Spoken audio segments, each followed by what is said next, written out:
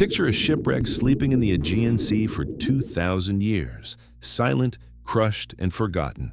Now, picture divers lifting a corroded lump of bronze and realizing it isn't just debris. Because inside that lump is a machine with gears, precision gears, so advanced it looks like it fell out of the Renaissance. This is the Antikythera Mechanism, often called the world's first computer.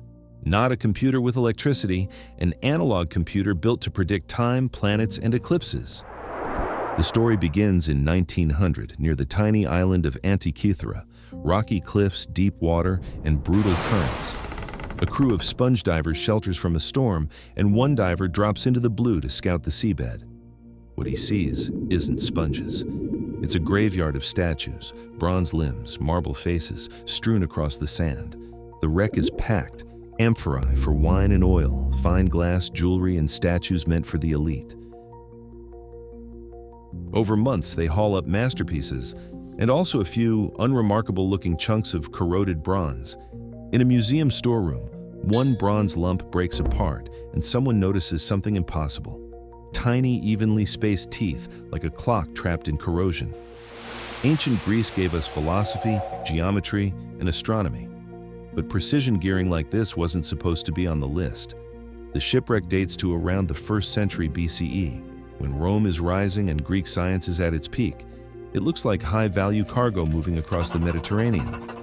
And somewhere in that cargo was a device so delicate it should never have survived. Some suspect it's an astrolabe, others think it's a calendar. But the gears don't match simple instruments. It's like a shredded book made of bronze. The breakthrough comes when modern imaging arrives, X-rays, then high-resolution CT scans. Suddenly, the corrosion becomes transparent, and hidden gears appear like a skeleton inside a fossil. Even better, tiny Greek inscriptions emerge, labels and instructions.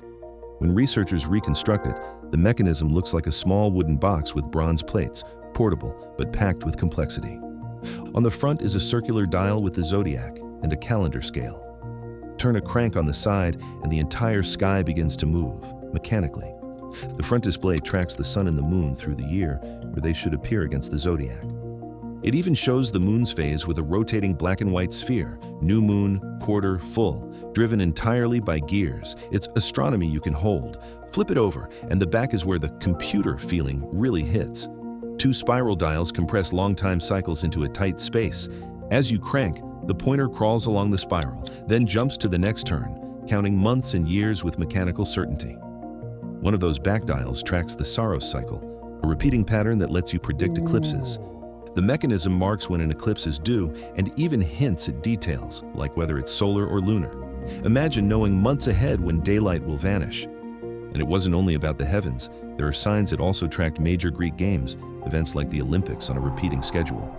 So the device links cosmic cycles to human calendars, astronomy, timekeeping, and public life in one machine. It's a planner for an entire worldview. Those tiny inscriptions matter because they read less like decoration and more like documentation. They label dials, explain what pointers mean, and guide the user, like ancient interface text. This wasn't a one-person secret. It was meant to be used. To make this work, the builder needed manufacturing skill, accurate gear teeth, stable axles, and tight tolerances, not just clever ideas. The gear ratios encode astronomy in metal, mathematics translated into motion. When modern replicas are cranked, the pointers move exactly as the theory predicts.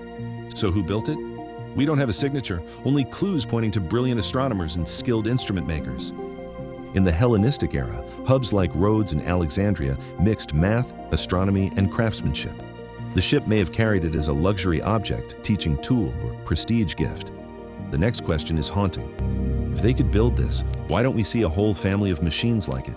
Technologies like this can be fragile, dependent on a few masters and patrons. When networks break and funding vanishes, the craft doesn't evolve, it stops.